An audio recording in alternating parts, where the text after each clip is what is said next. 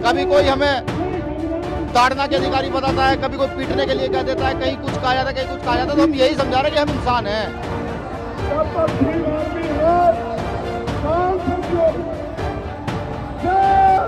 मैदान में मौजूद लाखों की संख्या में इस नीले रंग के जन सैलाब को देख लीजिए। ये रैली बहुजन समाज पार्टी की नहीं बल्कि ये महारैली है आजाद समाज पार्टी और उनके अध्यक्ष चंद्रशेखर आजाद की, जो इन दिनों मध्य प्रदेश में धुआं काटे हुए हैं।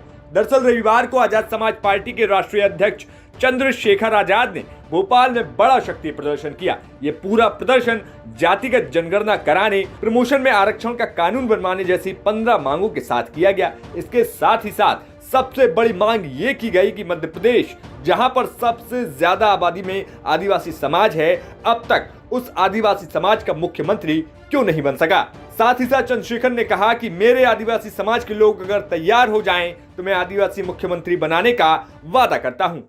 जो समाज सरकार बना सकता है वो अपने लोगों की सरकार क्यों नहीं बना सकता। इस मध्य प्रदेश में अनुसूचित जाति जनजाति का मुख्यमंत्री क्यों नहीं बन सकता, आप बताओ मुझे। मेरा वादा है कि हम लोग भाईचारा बना के पॉलिसी बनाएंगे। सुन लो, आज मीडिया के लोग जानना चाहते थे ना, जो मानव काशीराम साहब कह के गए उनका वादा अधूरा है। अगर मेरे आदिवासी समाज के लोग तैयार हो जाए तो पहला आदिवासी मुख्यमंत्री हम लोग बनाने का काम करेंगे। मंच से जब चंद्रशेखर आजाद बोल रहे थे उस समय उनके समर्थक मंच के पास तक सुरक्षा घेरा तोड़ते हुए आगे आ गए और एक तरीके से अनियंत्रित स्थिति देखने को मिल रही थी, जिसकी वजह से चंद्रशेखर ने बीच में एक बार अपना भाषण रोक भी दिया था।